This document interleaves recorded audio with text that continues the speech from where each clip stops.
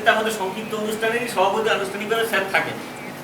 তো আজকে স্যারেরই ফেয়ারওয়েল আর কি। এই দিনটা ঘুরে ফিরে সকলেই আসে আমাদের এতে। স্যার আসার পরে আমরা সত্যি কথা আমরা ভাবতে পারিনি যে বসিরহাট অফিসে যখন আমাদের ঘোষ সাহেবকে ওখানে দিলেন আর কি, আমরা ভাবতে পারিনি যে স্যার এতদিন থাকবে। স্বাভাবিক ভাবা যায় না। দীর্ঘ 1 বছরের বেশি সময়ের সাথে আমরা স্যারের সাথে কাজ করেছি, যেটা দলিল লেখক সমিতি এবং কপিরাইটাররা যেটা বললেন স্যার আনন্দিত, এবং যার ফলে ওরা স্যারের মধ্যে সেই যোগ্যতা বলুন, ভালোবাসা বলুন, শ্রদ্ধা বলুন প্রকাশ করেছে। হাসি মুখ, এই হাসি মুখ হচ্ছে এমন জিনিস যেটা বহু সমস্যার সমাধান করে দিতে পারে, আর বহু সমস্যাকে কাছে ঘেঁচতেই দেয় না। এখান থেকেও বা যেখানে যাবেন আগামী দিনে স্যারের যাত্রাবাদ খুব সুন্দর হবে, সুগম হবে, এটা আমি ব্যক্তিগতভাবে মনে করি এবং সেই কামনাও রাখি।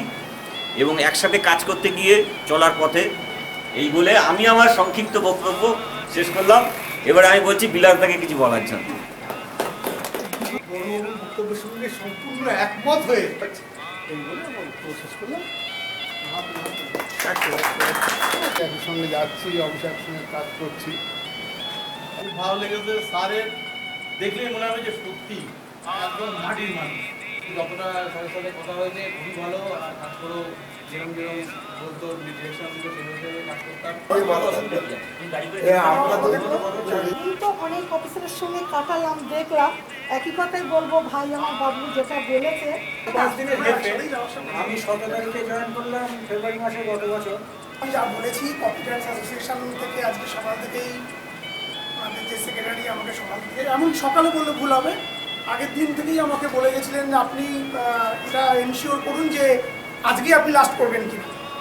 তা আমি বললাম যে আমি এখনই বলতে পারছি না, আমি বাড়িতে গিয়ে আগে শুনি যে আমাদের অ্যাকচুয়ালি কী অর্ডারটা আসে।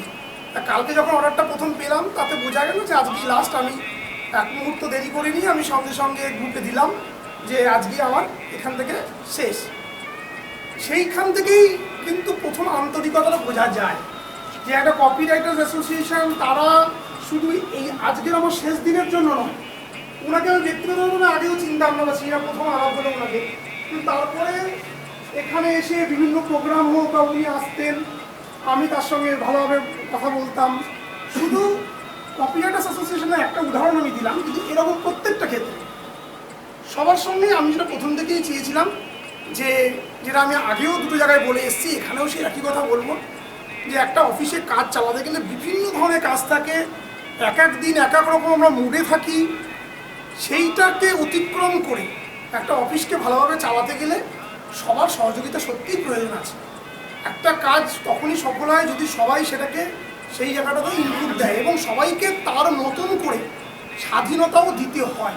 মানে এটা আমার বোধ বুদ্ধিতে যা বলে এবং সেটা আমি করে এসেছি, সেটা ঠিক না ভুল আমি জানি না। জয়েন্ট ভিডিও এবং সেখানেও আমাকে বিভিন্ন রকম দায়িত্ব দেওয়া।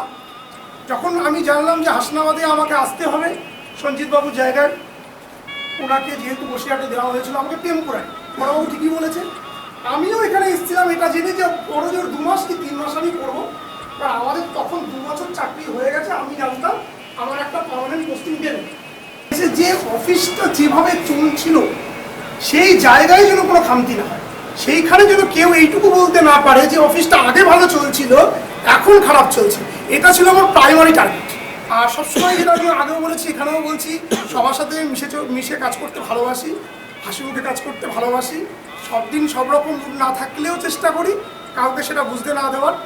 আর আগেও বলেছি আবার বলছি, প্রত্যেকের সহযোগিতা বেশি না, আমার পক্ষে চালানো সম্ভব নয়, একার পক্ষে একটা অফিসারের পক্ষে সব কিছু চালানো কখনো সম্ভব নয়।